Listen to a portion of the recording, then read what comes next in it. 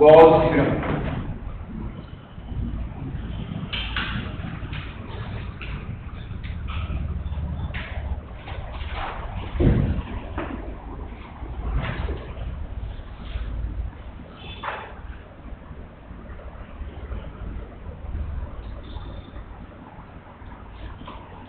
Gauss theorem.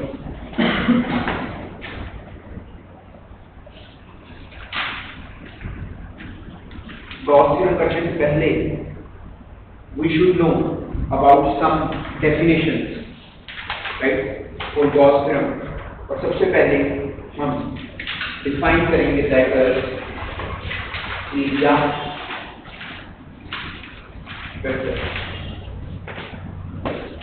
और area vector को हम डिनोट करते हैं डी एस या डी। कुछ बुक्स में डी एस से रिप्रेजेंट करते हैं और कुछ बुक्स के अंदर डी ए से रिप्रेजेंट करते हैं। यहाँ पे दोनों से हम रिप्रेजेंट कर सकते हैं एरिया वेक्टर। और लिखो इसका डेफिनेशन लिखो एरिया वेक्टर का। A small element of area,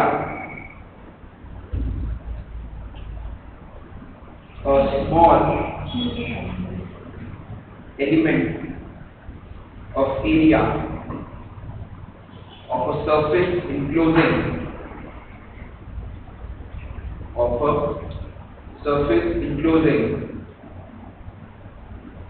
a given volume,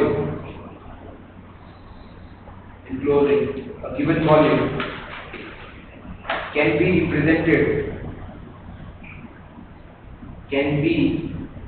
represented as a vector,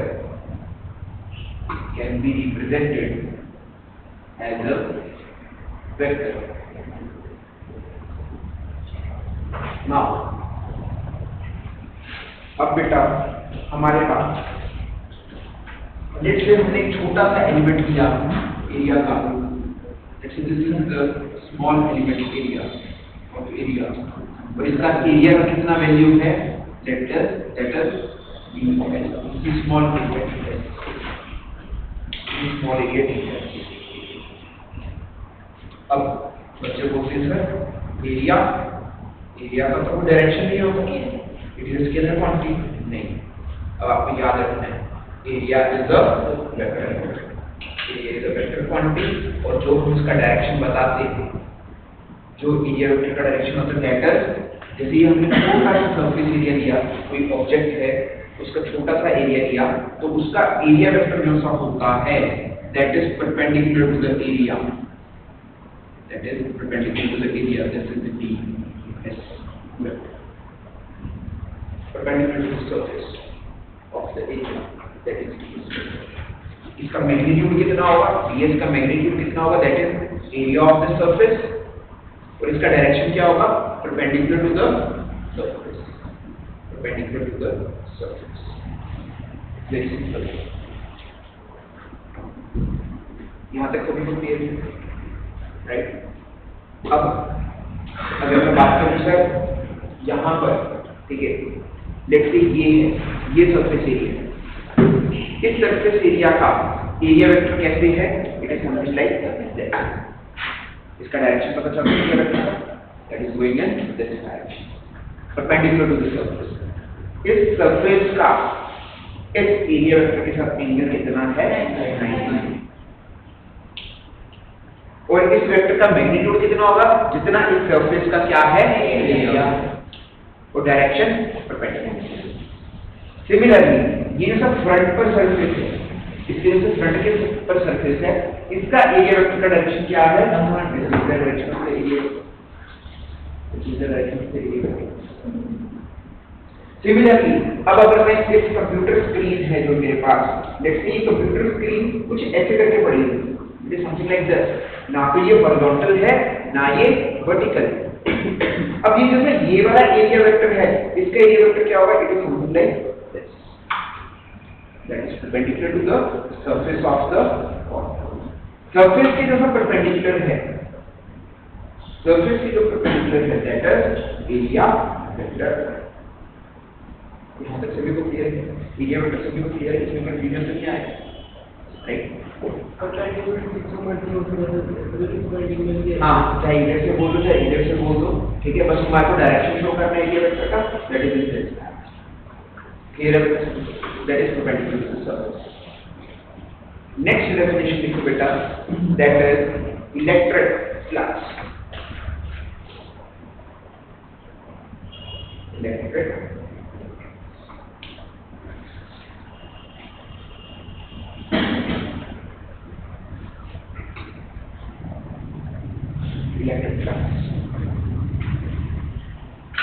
electric flux का बेटा डेफिनेशन लिखो। Electric flux linked with any surface, electric flux linked with any surface is defined as the total number of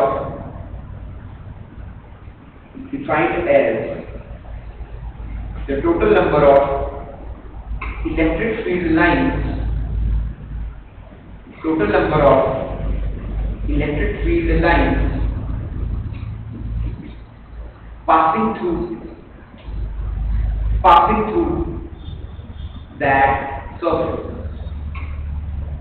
Total number of electric field lines passing through that surface.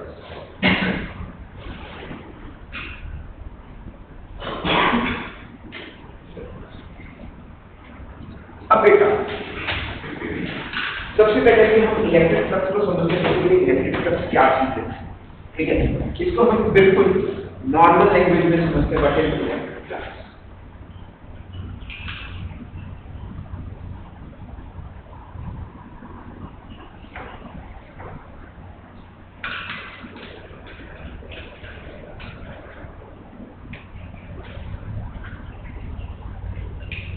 Let's say बेटा हमारे पास एक surface है, it is something like this, इस तरीके से पड़ा हुआ, ठीक है,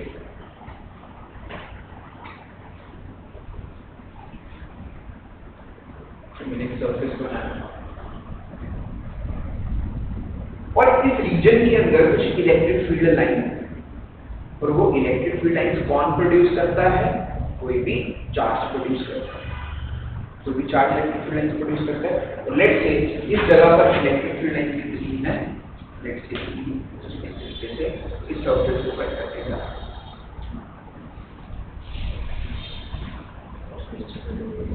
अगर मैं यहां पर बात करूं इस रीजन के अंदर बहुत सारी इलेक्ट्रिक फील्ड लाइन है, बहुत सारी इलेक्ट्रिक फील्ड लाइन इस पॉइंट से बहुत सारी इलेक्ट्रिक फील्ड लाइन, पर इलेक्ट्रिक फ्लक्स क्या चीज है? Electric flux number of field lines passing through a surface.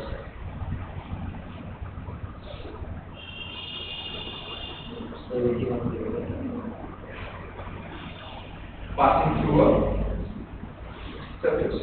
Number of electric field lines passing through a surface.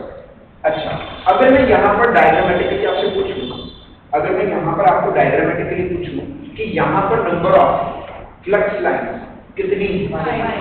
यहाँ पर नंबर ऑफ फ्लक्स लाइंस 1 2 3 4 5, तो यहाँ पर मैं बोलूँगा फ्लक्स 5। वो तो इनफाइनाइट हो सकती है ना? हाँ, वो कुछ भी हो सकता है। अब साइंटिस्ट लोगों ने फ्लक्स को कैसे कैलकुलेट किया? साइंटिस्ट लोगों ने फ्लक्स को कैसे कैलकुलेट किया? उसका क्या फॉर्मूला रखा? That is flux is equal to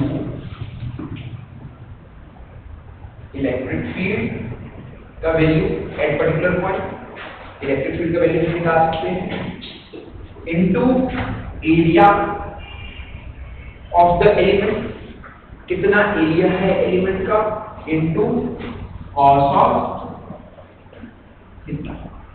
this is the magnitude of flux, this is magnitude of flux, that is E vector E vector का magnitude multiplied by E vector का magnitude into cos of theta, and over here theta is angle between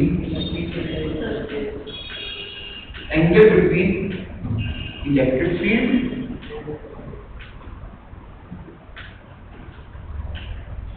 and area vector. Area vector बोल दो, surface vector बोल दो, एक ही बात है, कोई दिक्कत नहीं। यहाँ तक हाँ जी हाँ, five students electric flux, 5 present electric flux, right? Number of electric field lines is the unitless to be number है। मैं आपको बताऊंगा, अभी के लिए इस फॉर्मूला को नोट डाउन कर लो, देन आई विल एक्सप्लेन इसको नोट डाउन कर लो।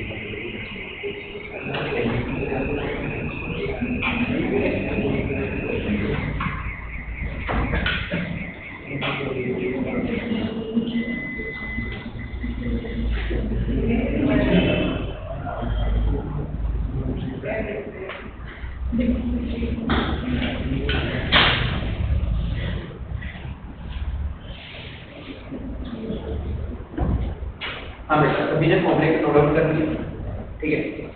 अब बेटा यहाँ पर basically this is the number of electric field lines, ठीक है। Electric field is number of electric field lines,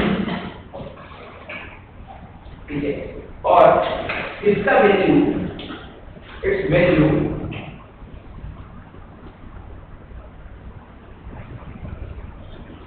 is, अभी इसका वैल्यू हम कैसे बताते हैं, देखो अभी एक बार थोड़ा सा समझते हैं।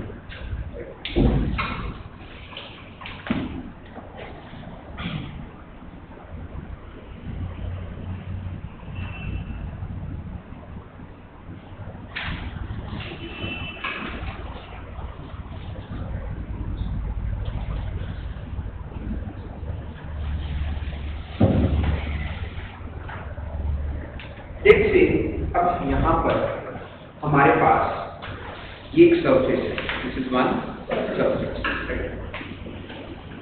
और लेट्स से इस रीजन में जो इलेक्ट्रिक फील्ड लाइंस हैं that are along this direction from here and it is going like this, यानी कि इलेक्ट्रिक फील्ड लाइंस आपकी तरफ आ रहे हैं, इलेक्ट्रिक फील्ड लाइंस आपके तरफ आ रही हैं, ये सभी को क्लियर है, ठीक है। आपको इमेजिन क्या करना है, that electric field lines are coming towards you from this wall, front wall to your back wall की तरफ इलेक्ट्रिक फील्ड लाइन जा रहे हैं, राइट। अब हमारे पास यहाँ पर अगर ये सरफेस कुछ इस तरीके से है, यहाँ पर ये सरफेस कुछ इस तरीके से है, ठीक है। इलेक्ट्रिक फील्ड का डायरेक्शन क्या है, ये it is like this. Now area vector का सरफेस एरिया किस डायरेक्शन में है, इस डायरेक्शन में है, राइट। तो can you tell me what is the direction या angle between electric field and area vector? 0 degree, ठीक है। मैं एक बात बोलूंगा, अब आपको क्वेश्चन में ध्यान से देखना है, यहां पर एरिया वेक्टर का एंगल इलेक्ट्रिक फील्ड के साथ 0 है, but plane of the area का इलेक्ट्रिक फील्ड के साथ कितना एंगल है, 90 degree.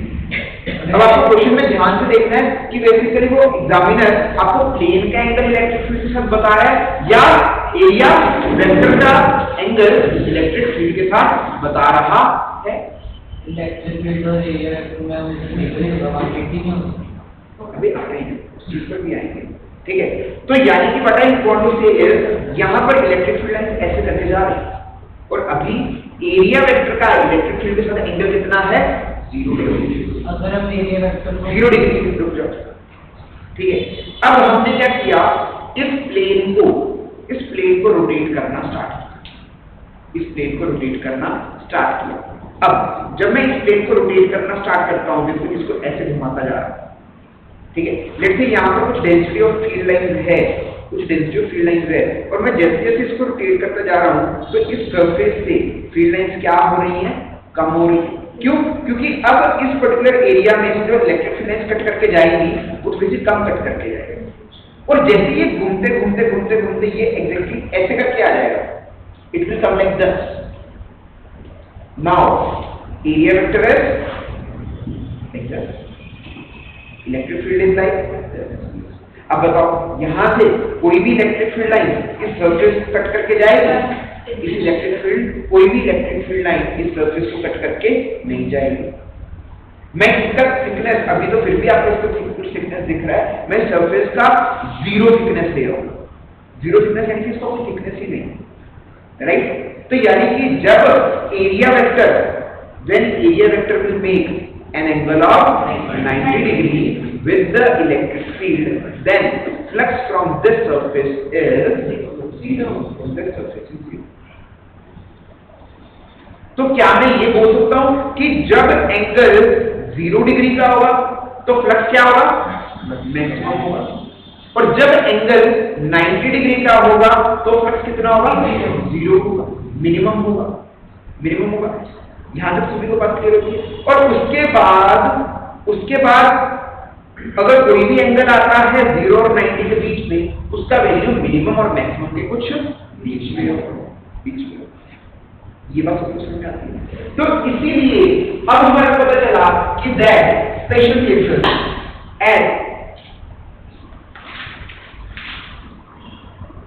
at theta equals to 0 degree, flux will be minimum, maximum.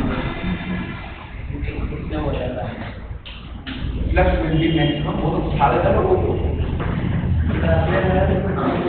Flux will be maximum and its value is flux is equals to that is electric field multiplied by area.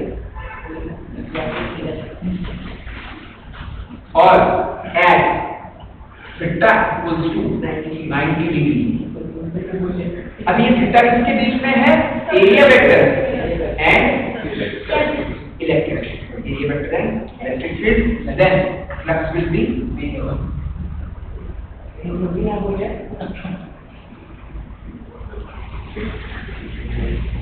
that is flux is equals to 0. इस चीज को बेटा मैं बात करता हूँ। फिर हमें पता कैसे चलेगा, जैसे एक हमारे पास शीट है कि एरिया वेक्टर इधर भी साइड का लेना है, ये वाला लेना है या ये वाला लेना है ना, ये भी बताऊंगा। वेरी गुड क्वेश्चन, बहुत अच्छे। पहले इस चीज को नोट डाउन कर लो, ये सारा फॉर्मूलास को नोट डाउन करो और स्पेशल केसेस को नोट डाउन कर लो, then I will explain you कि हमें कौन सा एरिया वेक्टर लेना है।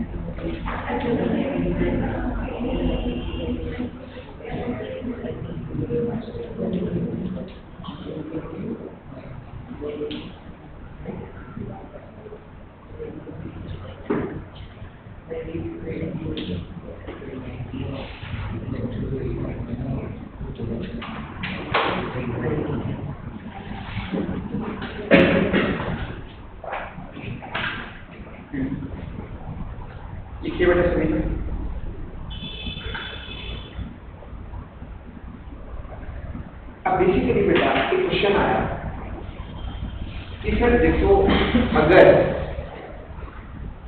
हम फ्लक्स कैलकुलेट कर रहे हैं है ना, अभी के लिए इलेक्ट्रिक फील्ड का डायरेक्शन वही मान रहे हैं from board to this wall, from board to this wall, ठीक है। यहाँ से इस तरफ इलेक्ट्रिक फील्ड लाइन जा रही है और अभी हम एरिया वेक्टर को, अच्छा देखो अब ये प्लेन है, ये प्लेन है, इस प्लेन का परपेंडिकुलर है, ये भी हो सकता है, ये भी हो सकता है और इसके बैक साइड वाला भी हो सकता है, इसके परपेंडिकुलर। तो सर हम एरिया वेक्टर ये लेंगे या ये वाला लेंगे? ठीक है, हमारे को वो वाला एंगल लेना है जहां पर फ्लक्स का वैल्यू क्या आए, पॉजिटिव। अगर आप देखोगे अब हमारे को एक बात पता चल गई कि हमारे पास फ्लक्स का वैल्यू क्या आ गया, that is E A cos of theta. तो अगर आप cos थीटा का ग्राफ देखोगे बेटा, तो cos थीटा का graph let's say cos theta और x एक्सिस में थीटा, तो it's graph is something like this.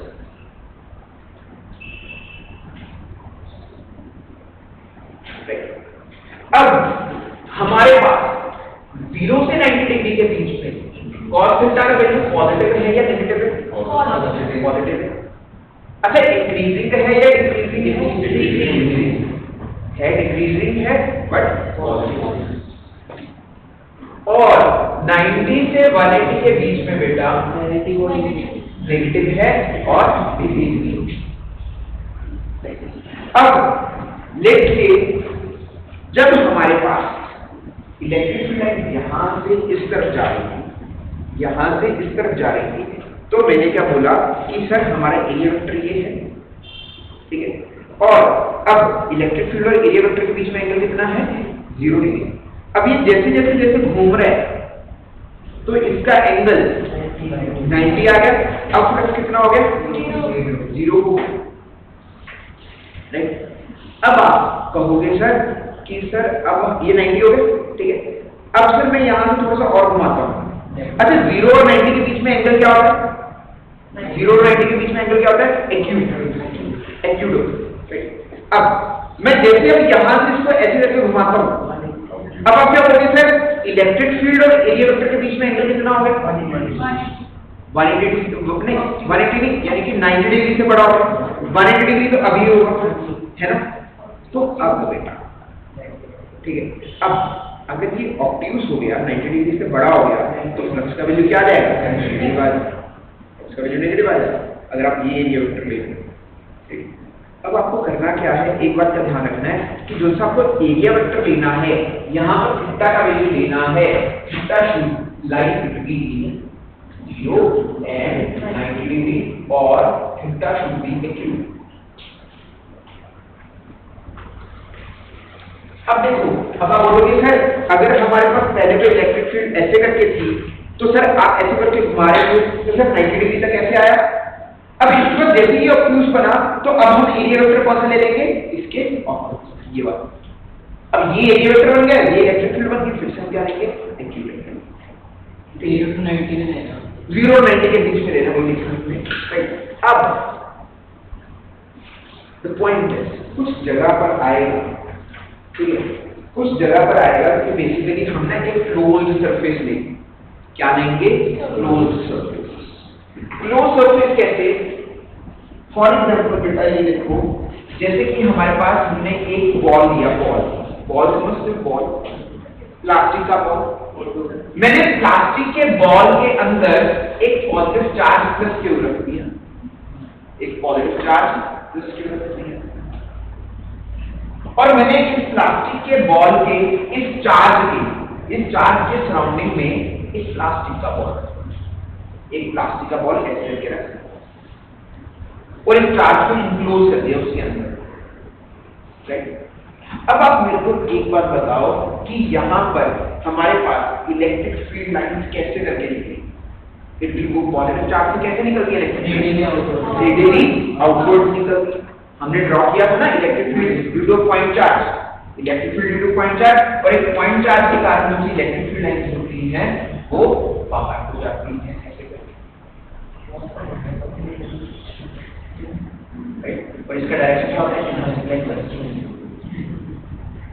ठीक है। अब एक मिनट, अब यहाँ पर एरिया वेक्टर अगर मैं यहाँ पर छोटा सा एलिमेंट है तो यहाँ पर एरिया वेक्टर ds वेक्टर इस पर्टिकुलर डायरेक्शन में आएगा और इलेक्ट्रिक फील्ड भी इस पर्टिकुलर डायरेक्शन में आएगी, तो इलेक्ट्रिक फील्ड और ds के बीच में एंगल कितना है? यहाँ पर electric field ds vector is like this और area vector is like area vector ds is like this and electric field vector is in this, so angle is 0, ठीक है। तो अगर मैं यहाँ पर सॉल्व करूंगा तो यहाँ पर कुछ पॉजिटिव में नंबर ऑफ फ्लक्स आए, फ्लक्स पॉजिटिव आए, ठीक है। तो यानी कि यहाँ पर मैं ये कह सकता हूँ कि एक बॉडी से क्लोज सरफेस से जब अब जैसे मैंने साइन कन्वेंशन पता है कैसे किया, अब जैसे मनी है पैसा, ठीक है, जो पैसा है वो क्या है? Scalar quantity. लेट्स से अगर पैसा मेरे को मिलता है तो मैं क्या करता हूं?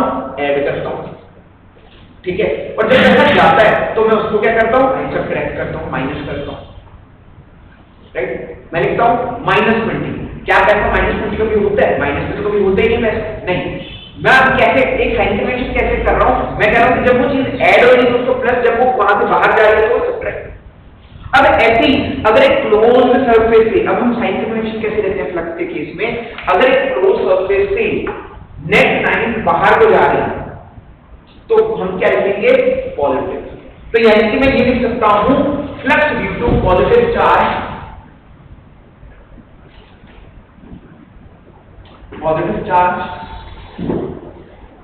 Is taken as positive number.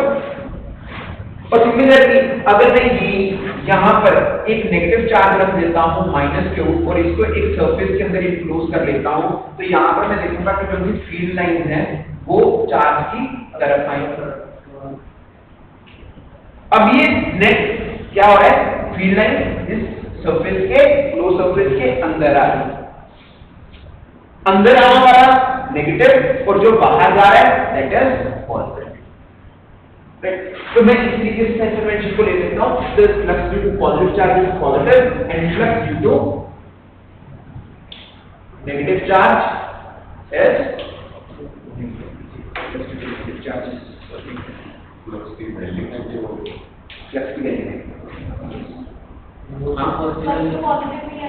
हाँ फ्लक्स पॉजिटिव में नंबर आएगा, धीरे धीरे मैं आपको बताऊंगा, ठीक है। अब अभी हम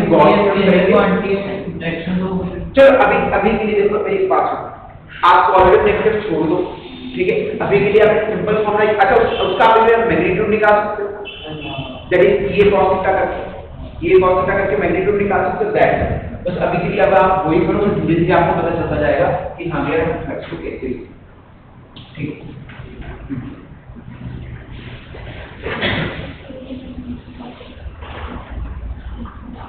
तो अब बेटा ये तो हमारे पास फ्लक्स का वैल्यू आ गया, छोटा सा एरिया का वैल्यू आ गया।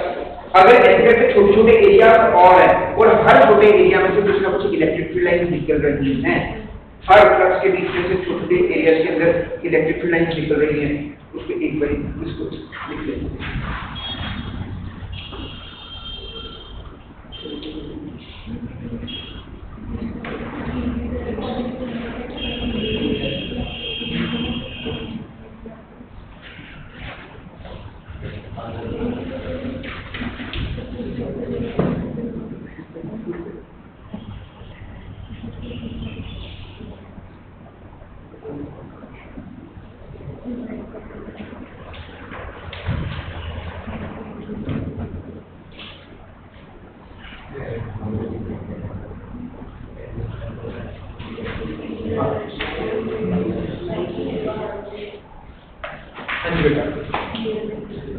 अब बेटा हमारे पास एक ds वेक्टर है, ठीक है, या dA वेक्टर है, एरिया वेक्टर है, ठीक है।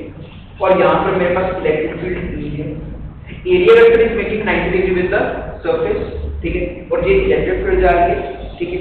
इलेक्ट्रिक फील्ड और dA के बीच में, इलेक्ट्रिक फील्ड और dA के बीच में एंगल कितना है? That is angle is equal to, ये सरफेस का एंगल, एरिया वेक्टर का एंगल है, और ये जितना एंगल इसके बीच में है that is electric field and dA vector. और अब मैं क्या कर रहा हूँ, यहाँ पर फ्लक्स निकालने के लिए अब मैं इलेक्ट्रिक फील्ड को ब्रेक डाउन कर रहा हूँ। इसके अंदर एक डीए वेक्टर के along that is perpendicular to the surface, one d A vector के perpendicular that is along the surface. ठीक है, तो अगर मैं इसको ब्रेक डाउन करूंगा तो इलेक्ट्रिक फील्ड के कंपोनेंट्स कितने आ जाएंगे, एक आ जाएगा E cos थीटा और एक कितना आ जाएगा E sin थीटा। अब मेरे को एक बात बताओ, दूसरा E cos थीटा है, ये किसकी डायरेक्शन में है, डीए की डायरेक्शन में, डीए वेक्टर की डायरेक्शन में। और जब हमारे पास इस, अब देखो इसको दो इलेक्ट्रिक फील्ड मान लो, अब ये वाली इलेक्ट्रिक फील्ड का एंगल डीए के साथ 0 है, तो यानी इसके कारण फ्लक्स कितना होगा, that is E into A, electric field कितनी है, E cos थीटा, और एरिया वेक्टर कितना है ये, और ये क्या है, पैरेलल टू द सरफेस, तो इसके कारण फ्लक्स कितना होगा 0। तो मैं लिख सकता हूं कि that is small flux d phi from this small area dA, that is sir equals to E cos theta into d, E cos theta into d। और अगर लेट्स से यहाँ पर ये मेरे पास एक कंप्लीट सरफेस है और अगर मेरे को टोटल फ्लक्स निकालना है, टोटल फ्लक्स तो मेरे को क्या करना पड़ेगा, इंटीग्रेट कोसाइन करना पड़ेगा, integration of d phi which will be give me phi and it is equals to integration of E cos theta into d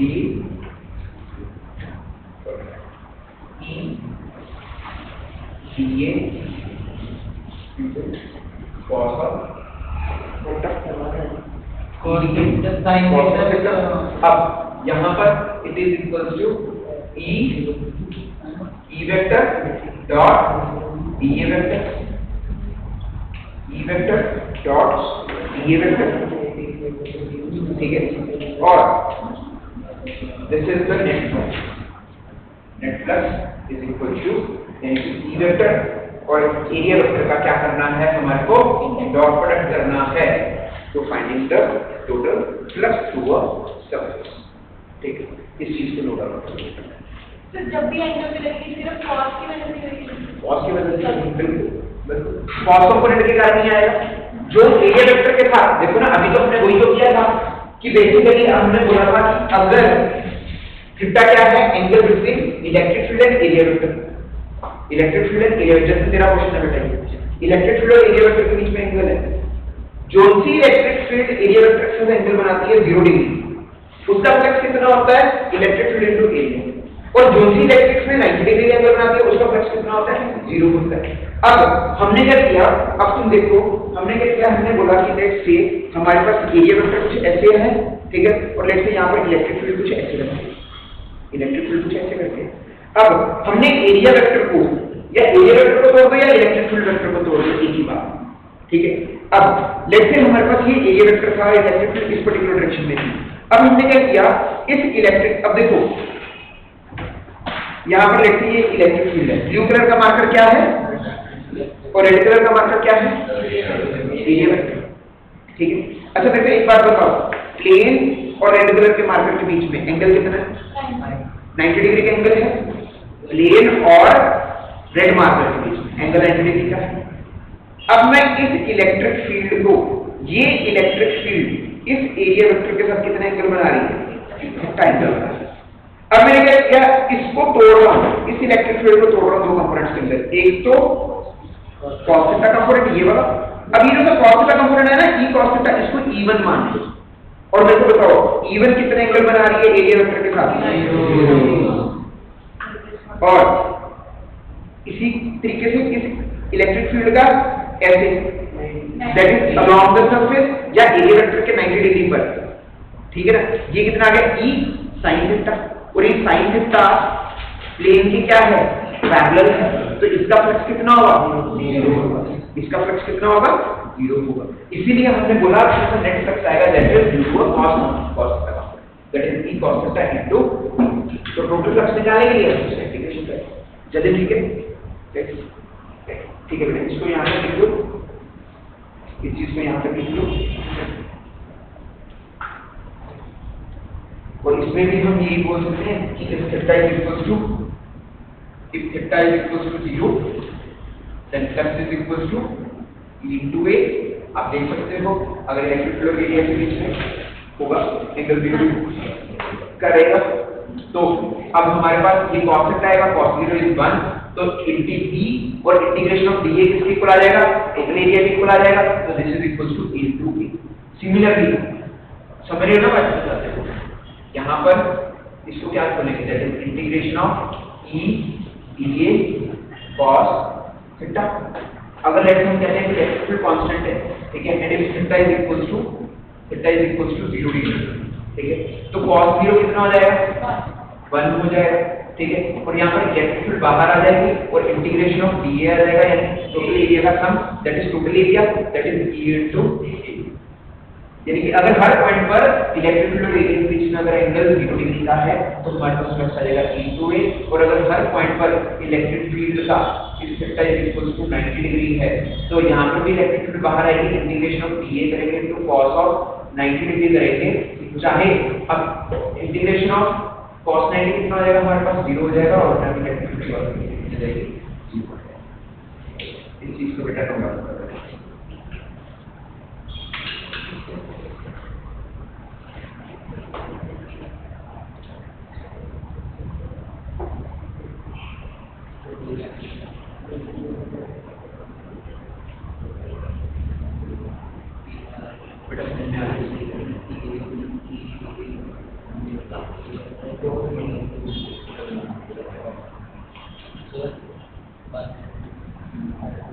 दो minute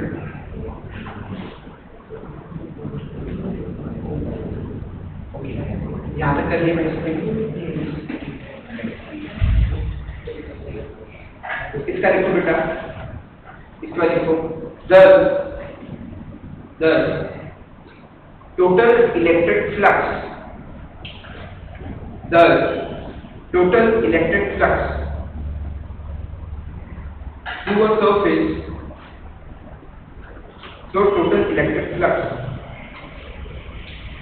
through a surface in an electric field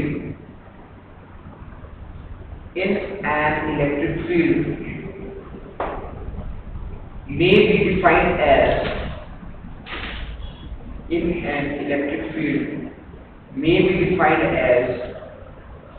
the surface integral of the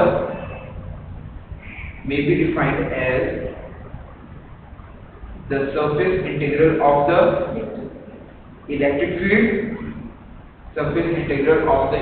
field over that surface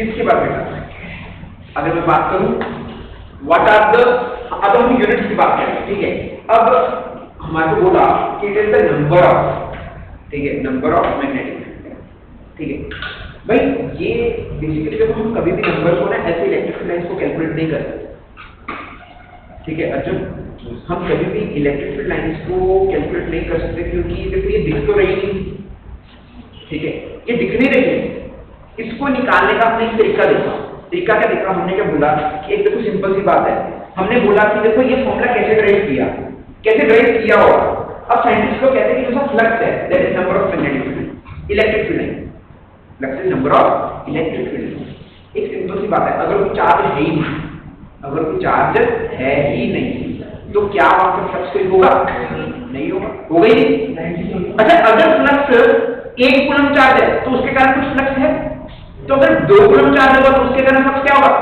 double होगा अगर 1 coulomb के charge के कारण flux है कुछ है number of line कुछ नंबर ऑफ फील्ड है हमारे को नहीं पता चलो वो 100 है हमने मान लिया कि 1 कूलम के कारण कितनी फील्ड लाइन है 100 है और अगर 2 आ जाएंगे चार्ज 2 कूलम चार्ज आ जाएगा 1 करके तो उसके करके नंबर ऑफ लाइन कितनी हो जाएगी 200 हो जाएगी अब जैसे ना हम लाइट यहाँ बलून के अंदर एक ट्यूब चलाते हैं तो एक रोशनी 2 ट्यूब चलाने में डबल रोशनी हो जाएगी 3 चलाने में ट्रिपल रोशनी हो जाएगी 4 चलाने में 4 हो जाएगी अब साइंटिस्ट ने सोचा कि flux is directly proportional to